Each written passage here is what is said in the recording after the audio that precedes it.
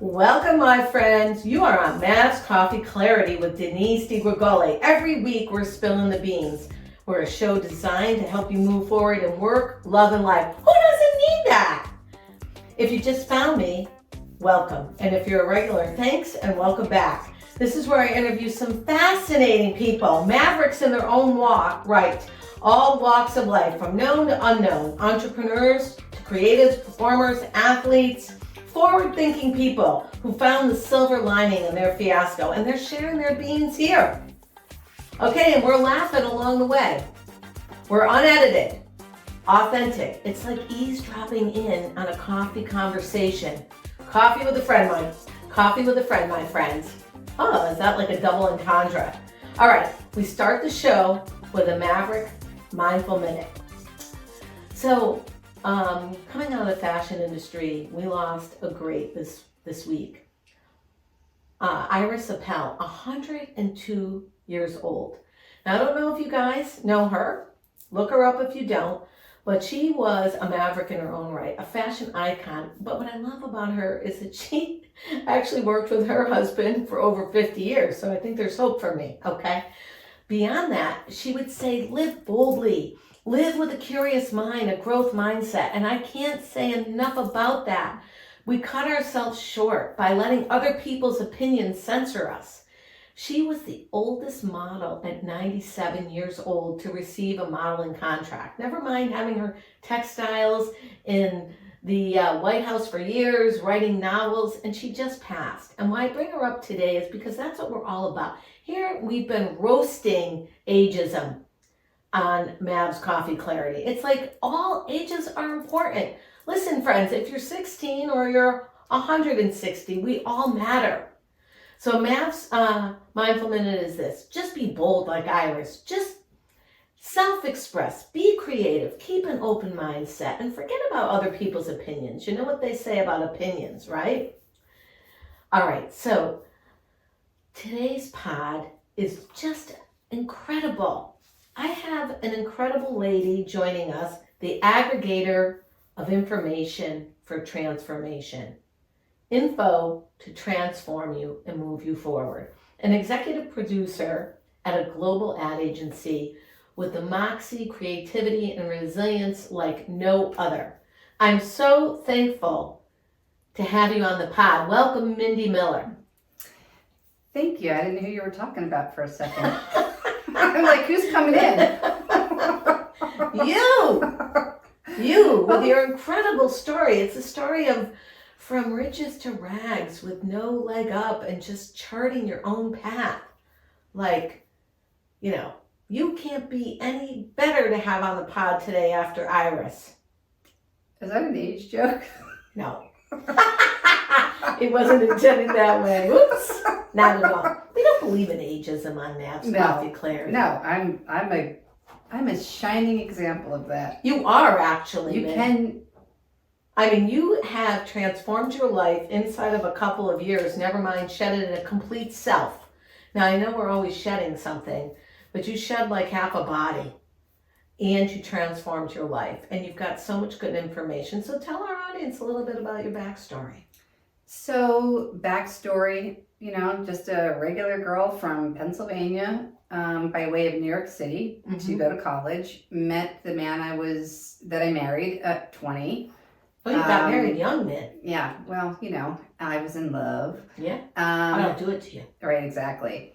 And just, built a pretty fascinating, big, fun life. Had 2 kids. You worked with your husband too, correct? Yes. Mm-hmm. Yeah. And in family business? Sort of. He was in the music business and did a lot of popular jingles and things like that back in the heyday. And not necessarily through him, actually through a friend that we went to college with, got me a job at an ad agency. So because of that, I did kind of follow him into the business he was in to some degree. Okay. We were very successful with that. We opened up our own music company. That was very successful, and until it wasn't. Life started happening. We had kids. We moved to the burbs. This sounds like a Miley Cyrus song right here. Yeah, seriously. It was Seriously. successful until Yeah. it wasn't. Exactly. Mm. Exactly. And I can buy myself flowers. That's right. Damn A it. man is not a plan, sister. Exactly. Somebody's gonna get mad at me now. No censoring here, please. Exactly. So I'm just trying to think of how I can finish the rest of this podcast with just lyrics from songs, but my brain's not thinking that quickly. Anyway, it was one of those things that everything started going sideways many years before. But you kind of wish, you hope, you have kids, you feel trapped, you feel like, oh gosh, we can make this work. We've made other things work. But it didn't work. It just kept Sometimes you tell yourself the story. I'll speak for myself. Oh, it was just me. That must be me. I must be wrong. When in reality, that's how you cover it. Exactly. Yeah.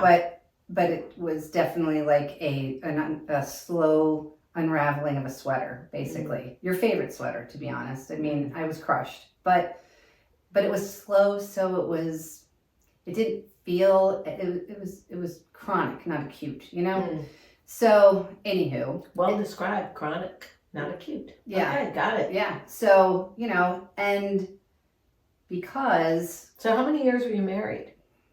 technically I'm not divorced, but 30 Something. Okay. yeah, 30. So anyway, long story short, we did very well financially. We had 2 beautiful, healthy children. I'm sure from the outside looking in, it looked fantastic. It was not. There were parts that were, I'm not going to diminish everything. There were a lot of things that went right. It was good till it wasn't. Exactly. Right. And, but I don't know, fear, cowardice, I'm not sure, feeling trapped, feeling like I didn't have a choice was the choice I Societal made. pressures. Exactly. I stayed What away. you should be doing. Exactly. Like I always say, we don't should on ourselves, but somehow we do. I was like rotten milk, was way past the expiration date. Oh, that's a visual. Yeah, and whole milk too, like Ew. just getting fatter by the second. And and it's so funny, people are. When people see Min on YouTube, and she's like a stick figure, so how she lost, but where was this other person, this 80-pound extra person you were carrying around? Right, and probably more because at the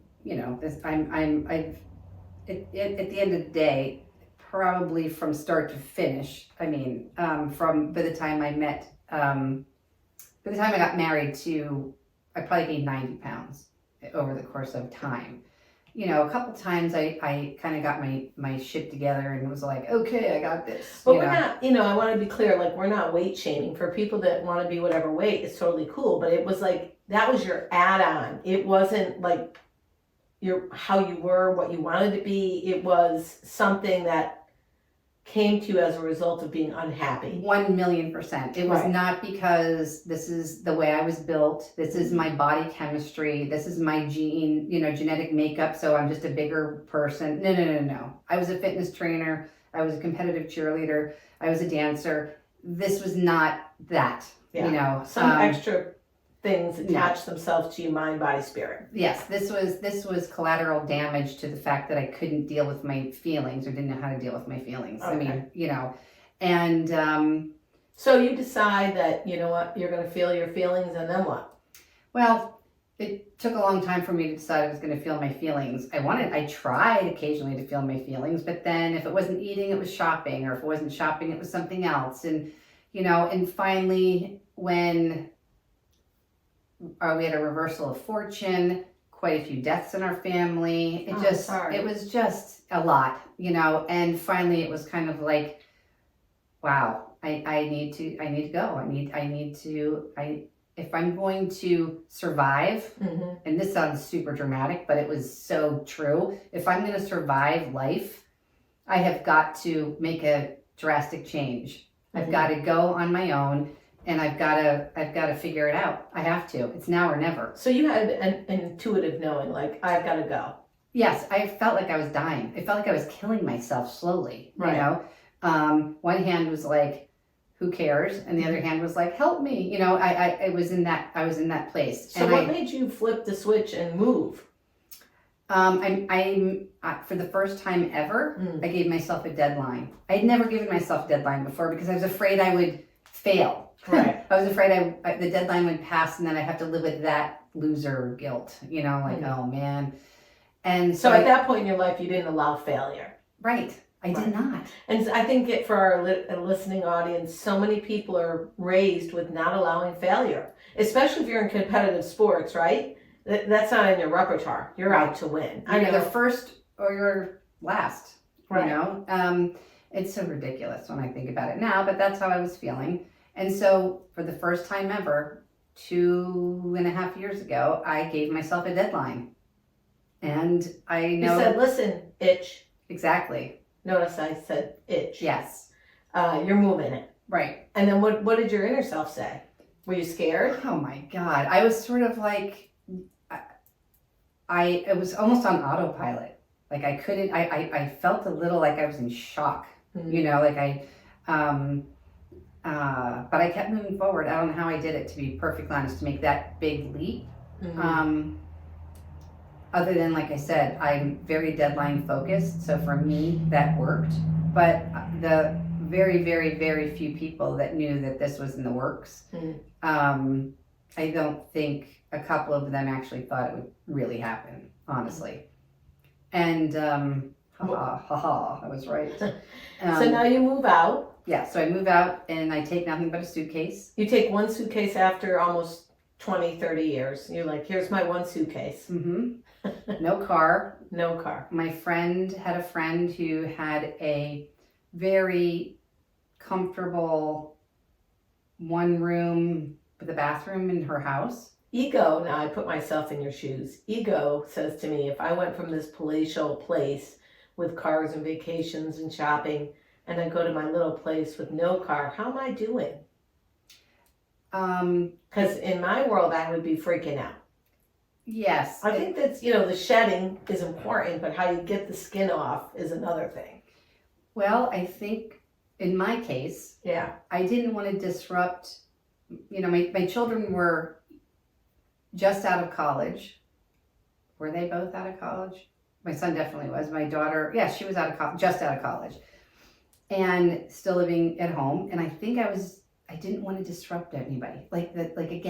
I'll suck it up, So I didn't want to disrupt the family. They had their routines, working and this and that, and who's sharing the car. And I didn't want to disrupt it. I didn't want to take anything from anybody. I just wanted my freedom. I just knew that I needed to be alone for the first time in my life to prove to myself, I can do this. I can do this.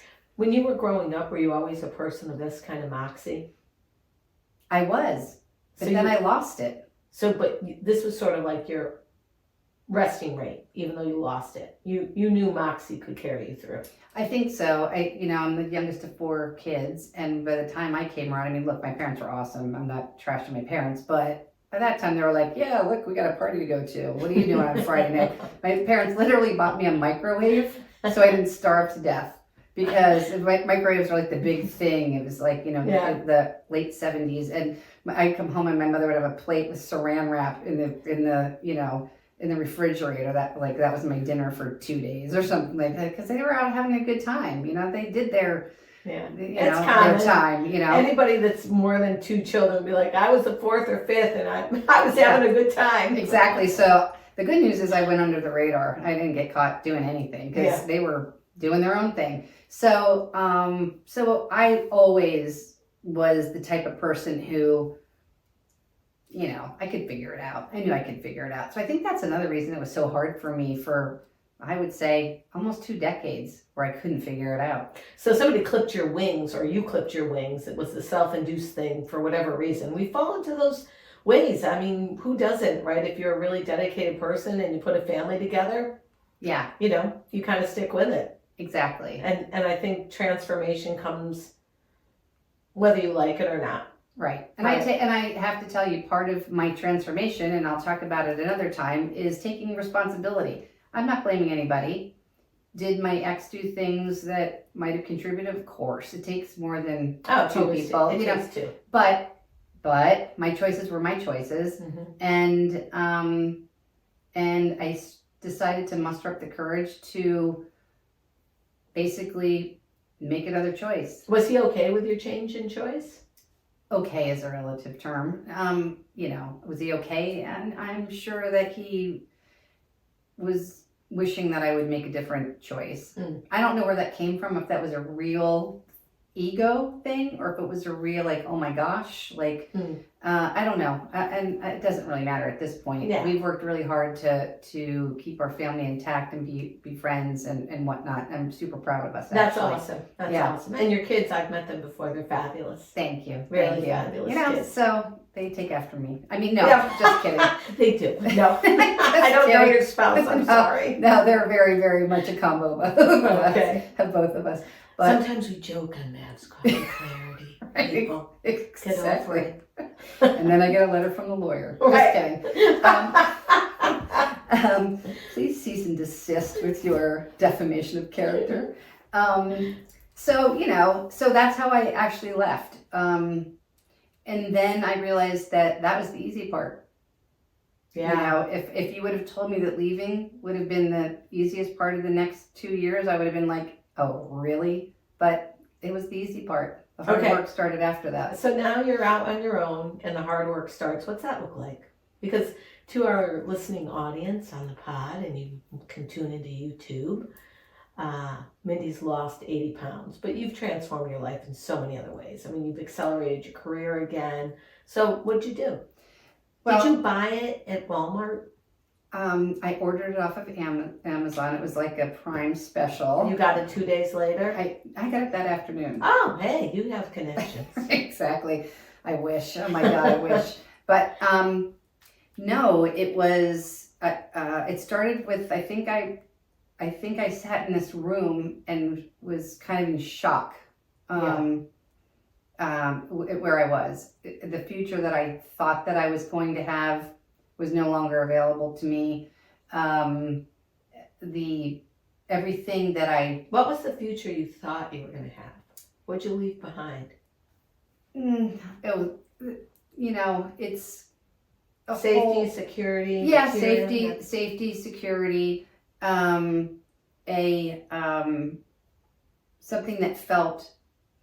How do I put this? The dream, it's like the dream that you have. It's like it was really hard for me to come to grips with the fact, even though I knew that ship sailed, it's like I still was like looking in the harbor. Maybe it's there. Maybe it's coming back. Maybe it's no. So it's so good to hear that, for anyone to hear that you can let go of one dream for another. And let me just say something. As a Buddhist, there are a couple things that I relied heavily on. One was the fact that I knew that from my Buddhist practice that sometimes medicine, something you think is medicine, is poison, and something that you think is poison is actually medicine. Right. Sometimes an obstacle is put in your path, not to frustrate you, but to force you down another road. Right. Firm believer in right. That. And I'm so, not a Buddhist. Right, exactly. It's just food for thought. Yeah. Good food for thought. Right. And it really helped me because it was like I had nothing else to grasp a hold of. So I was looking for anything, any sign, and I kept thinking, this can't be it. This can't be it. And, I had already identified myself as a codependent type person, and was already starting to do research on that. Did a lot of work on reading about recovery, just in general, because it was very apparent to me that one way or another, I didn't deal with my feelings. I was either emotional or I wasn't emotional. But that's not dealing with your feelings, I feel like just. Are you feeling? Yes, exactly. I'm grasping for words at the moment because I had a thought and now I went into the whole. But we will not reflect on the fact that it could do anything to do with age, because on Mavs we roast ageism and we're not doing that. Okay. Hey, I forgot stuff when I was like 20. Yeah, so, but that was for another reason. Exactly. We always have a reason. I always say to my daughter, Ava, is that selective memory, Ave? Like what is happening? I know you remember. I know.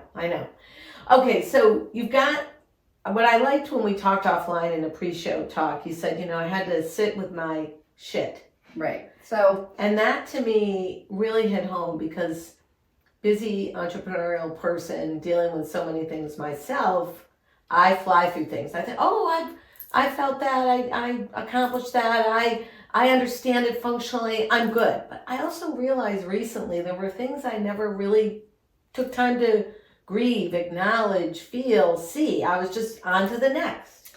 Well, I think all addiction stems from, and when I say addiction, I'm talking food, I'm talking shopping, I'm talking anything that distracts. Overscheduling. Right. It's not just alcohol and pills and all that kind of stuff that we think of, or gambling. I mean, that's certainly on the list. But I think it's because we can't deal with being uncomfortable. We're not comfortable with being uncomfortable, so we're always looking for something to make us not feel uncomfortable, to get that quick dopamine rush. Right.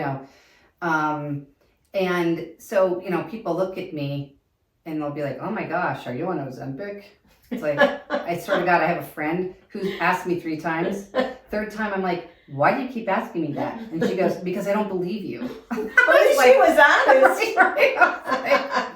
Wow. Okay. Like, do you believe me now? She's like, "No." I'm like, "Okay, well, I can't wait." I believe you. Thank you. I believe you wholeheartedly because I've been knowing you for a few years, and more recently in the past 2 years of your journey, watching you transform very slowly. And what I'm always mesmerized is, how can she do anything that slow? I'm always rushing. And that is so not but see, part of rushing is not dealing with the uncomfortable feelings too. People overschedule. I know, man. That's why I asked you on the show. Right, exactly.